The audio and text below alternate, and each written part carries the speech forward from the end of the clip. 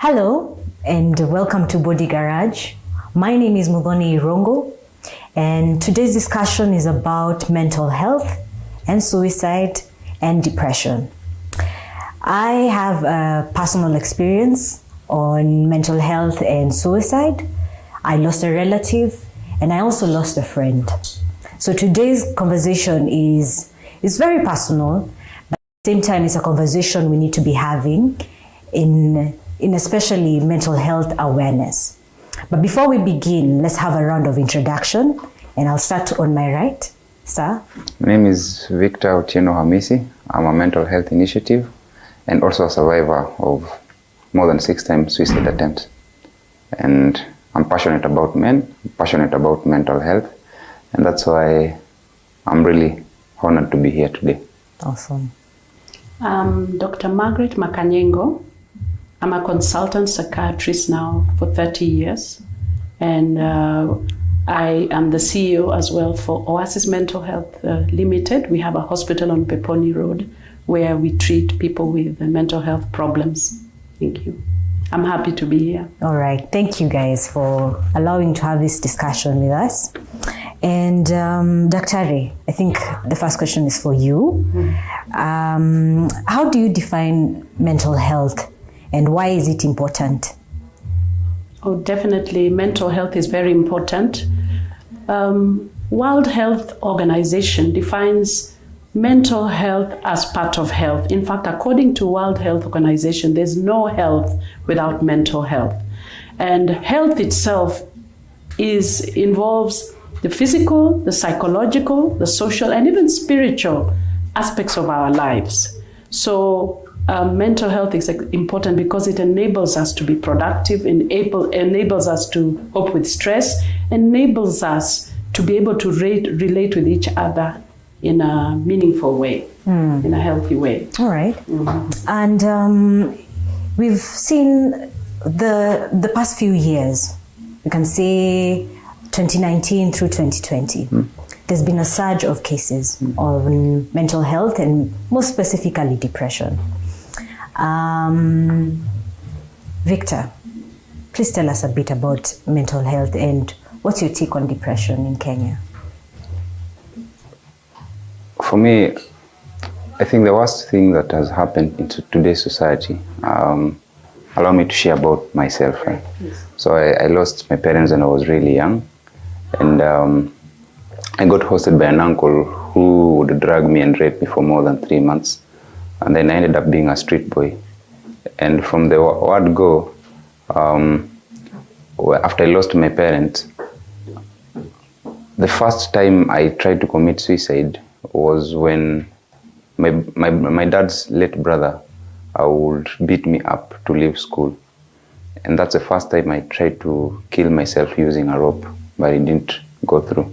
So when I came in Nairobi and was hosted by my uncle, who's right now in jail, he would drag me and rape me. And when I ran out, I didn't have anyone to talk to. I didn't have anyone to share my pain. And that led me to more than 4 times now suicide attempts. And the worst thing that happened to me was not having that person, a shoulder to lean on and to tell them what I'm going through. Yes, one way it was to help me heal and to relieve that feeling and that have in me, that peace.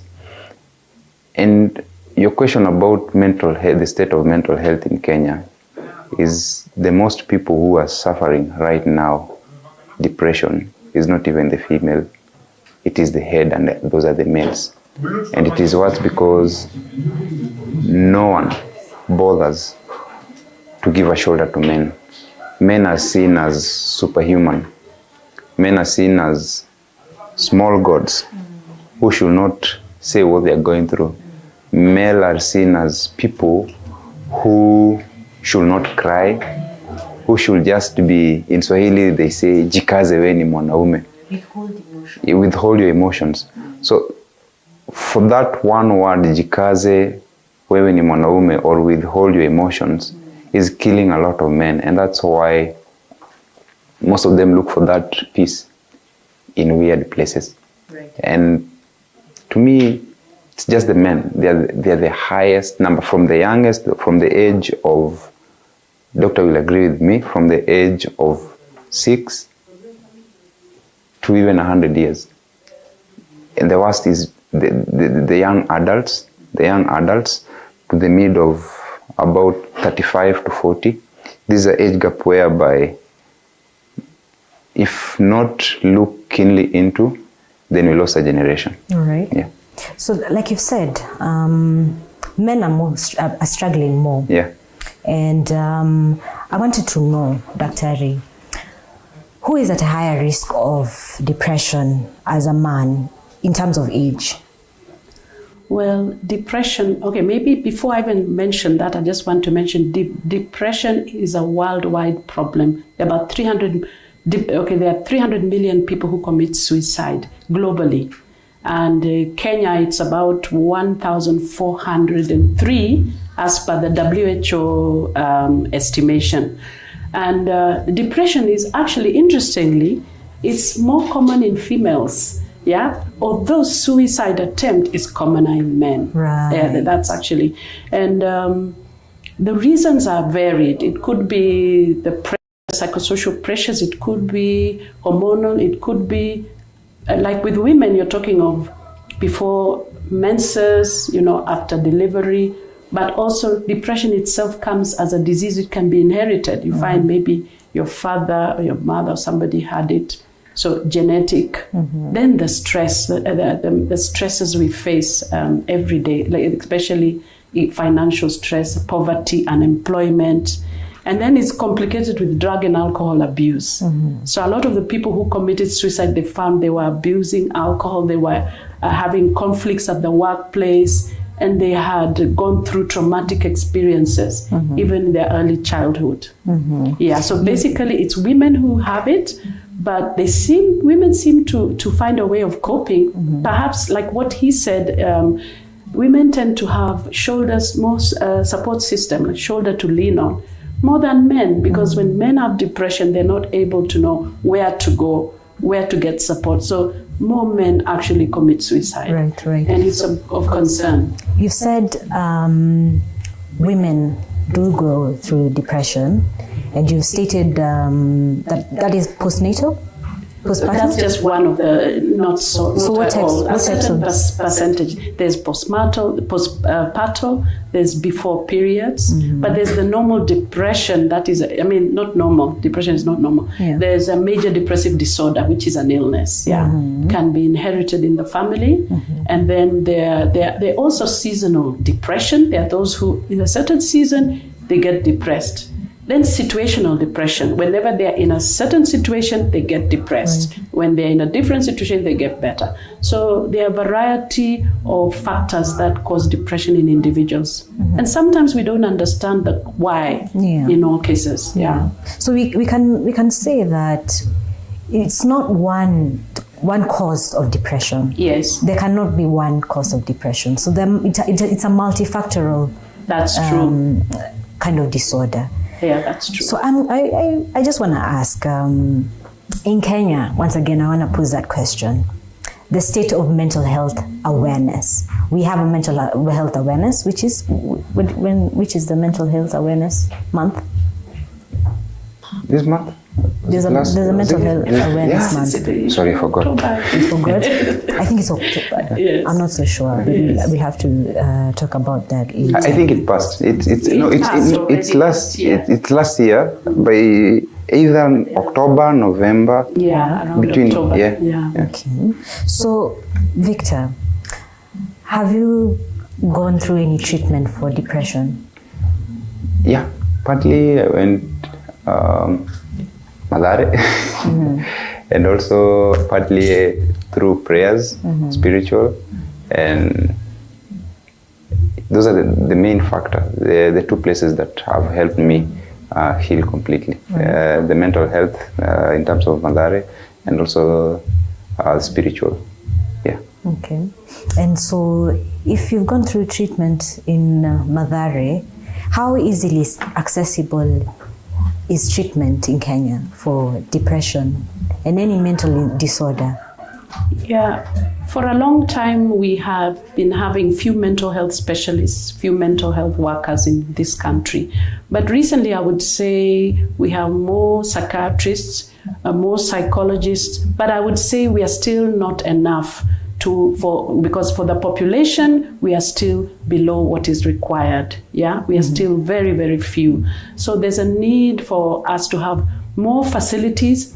Mental health facilities are very few. The government facilities, you can count them. Although the government has now gazetted the county hospitals as mental health units. So ideally, county government facilities need to provide some beds and some staffing to be able to manage mental health. But because the personnel, the human resources are still few, there's still a huge gap. So we really need to increase awareness through social media, like the program we have here, and various ways. And then the government needs to have trained more people. So we have psychiatrists in every county facility. Yeah, there's an improvement, but not yet. We're not yet there.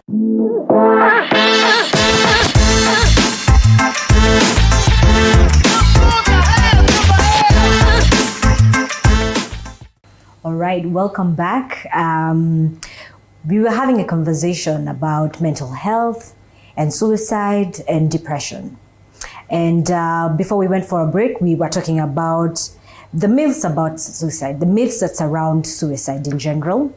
And for the first myth, let's talk about the first myth. If a person is serious about killing themselves, then there's nothing we can do. There's so much we can do. Even if it's your neighbor or even for a stranger, if somebody's serious about killing themselves, the best thing is to get close to them. Don't leave them alone. Try to hear them out, or try to get them to the nearest person close to them as possible. But don't leave them alone, and you may need to take them to a counselor or take them to a mental health facility. But being with them and ensuring that they are safe at that time until whatever situation is sorted out. And is there a way of telling that someone is suicidal? Be it your child, your wife, your workmate. Is there a way of telling that someone is suicidal? There are a lot. For me, if I say it, I think you've got a tendency. I was having a discussion with Daktari, and she was telling me, in marriage, you know your partner, and you know when he or she is happy. The mood swings. Decide if I'm talkative. If I'm silent, it's a sign that maybe something is wrong. You've got your car. You know the sound of your car when it's okay. When it produces another sound, you'll always say that there's something wrong with my car. So when someone behaves abnormally, contrary to the way they behave, it's always a sign. And maybe Daktari... Yeah, for example, like he said, mood swings, lack of sleep, irritability, lack of concentration. Sometimes you're just sleeping the whole day, you can't wake up to go to work, You're irritable, snapping at people, disagreeing with people a lot of times, drinking excessively, increased drinking and drug abuse. Something that changes in the person is a warning sign that things are not right. And so let's talk about the second myth. And the second myth is that people who say they're going to take their own lives are not serious and should be treated as attention seekers. Myth or fact? Well, let me say that people who say they're going to commit suicide should be taken seriously. Because a number of people who say may be initially not serious but end up committing suicide. I would say it's a cry for help. So they shouldn't be ignored. We need to listen to them, we need to work close to them, refer them for counseling, and then you find you have prevented a potential suicide. And Dr. that will lead me to my next question, and I will ask you why people commit suicide. Why do people actually go through with it?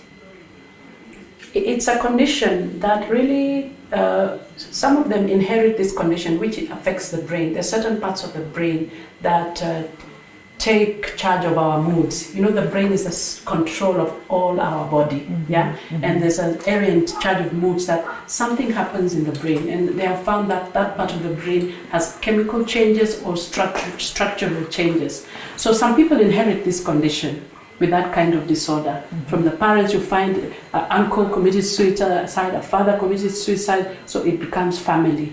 But a large number of people committing suicide is stress, especially poverty, unemployment, financial, especially young men between 15 and 29 years.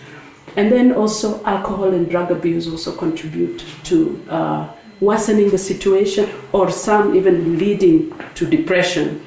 Among others. Then married relationships with young men, you clash with your girlfriend, she leaves you, or even women, then you find you get into depression.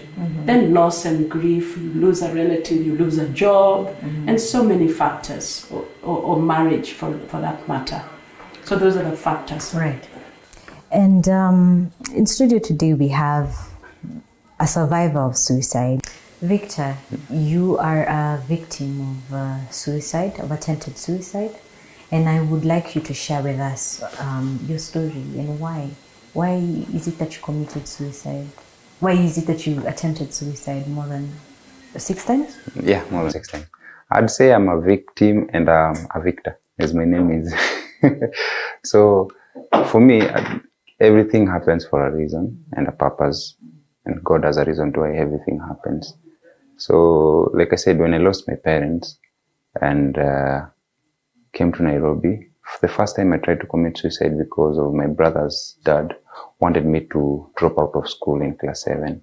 And I was given a good thorough beating because he unclothed me and tied me with a rope. I was totally naked and he beat me. He caned me. And when I left that place, the same rope that he had tied me with is the same rope I went to try to commit suicide. And that day I remember when I was just about to hang myself, I've always told me, this is not the plans I have for you. And I walked from Migori to Keroka, to Home of Untold, and then from home I went to see my mom's best friend. I didn't find them, that they relocated to Kisumu. And then I walked from Home of Untold to Keroka. I was coming to Nairobi. So when I came to Nairobi, I went where my dad used to work. And then Kalasinga told me that he'll not be unable to take me back to school or help me. So I was taken back home. And then I sold a goat, came back to Nairobi. That's when I came and stayed with my uncle, who dragged me and raped me. The reason to why I tried to commit suicide is because the first time is because of beatings. The second and the other times is because of the rape. The second time is because of the rape. I wished I was longing to see someone. Imagine waking up every morning, going to the washroom, to the toilet, and blood coming out of your anus. And when you ask this person what's wrong with me, they keep giving you painkillers or saying you have hemorrhoid.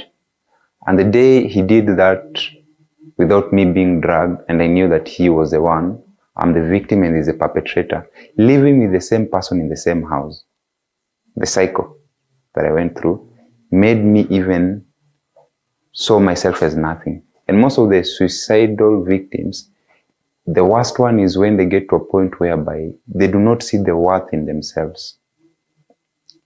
You see that your life is useless, you've got nothing to lose. By the doctor will agree with me. When it gets to a point whereby the victim sees himself as nothing and useless, and he or she does not have any value to live for, to see the next day, is the worst mental and cycle that one can reach. And to me, I just wish I didn't have anyone to run to. I didn't have a shoulder to lean on. I was rejected. I was demoted emotionally. And I got to that point whereby, you know what, I've got nothing to lose. So why do I need to live? And every time I tried to talk to someone, no one was there until my late wife, to be Faith, came in and helped me with his dad and his mom. And that's when I saw, like, daughter. I was like, so I have someone to lean on. I have someone to just to share, and someone who feels what I'm going through. You know, that car. Also, I have someone that feels what I'm going through. I have someone that makes me feel good. So who makes me forget the problems I have and see the worth in me. And that gave me the hope to see tomorrow. And every day I see my daughter, I'm like, I have someone to live. And God, by the way, God, salvation made me see the worth. Yeah. That's very sad. I think you've just taken me back to a time where I lost my cousin, and I lost my cousin to suicide. But he had told us, that's the thing, he had told us before many times that he's going through this and this, things are getting hard for him. So Dr. please let us know how can we assist someone who is suicidal? One, the first is to if it's somebody, you need to look at know the early signs. Yeah, if it's someone you know, you were able to detect the early signs. Don't just ignore. Like the person who indicated and hinted that they want to kill themselves, we should not take it. Most people are ignorant; they don't know. They will take it as a joke, but we should take it seriously. Mm-hmm. And unfortunately, there's a group of people you will not know. You will just not know, because you find a guy was just watching the computer on internet and he was just talking fine. Then he goes upstairs and hangs himself, and the family come crying like, we never knew. And that's a sad reality. Thank you for tuning in. This is a conversation we should be having more often. You can find us on Twitter and on Facebook at TV47KE. You can also find me, my handle is at whoismudhoni on Instagram. Please, Dr. tell us where we can find you. Yeah, I work at Oasis Health Specialty Hospital on Peponi Road. We are a group of mental health specialists. We're providing counseling. We treat the patients with depression, addiction, among other mental conditions. And I just want to urge that depression can catch anybody. Suicide can affect anybody. So let's just be aware. Let's be our people's keeper. And I urge also men not to shy away from seeking help. And basically that. Yeah. Awad, anything you'd like to tell us? It's high time as men to know that it is okay not to be okay. You can just find me on my social medias as Victor Hamisi, KHAMISI, and let's help each other. Let's be a shoulder to each other. All right. Thank you for tuning in. This was a conversation about mental health and suicide and depression. Let's keep the conversation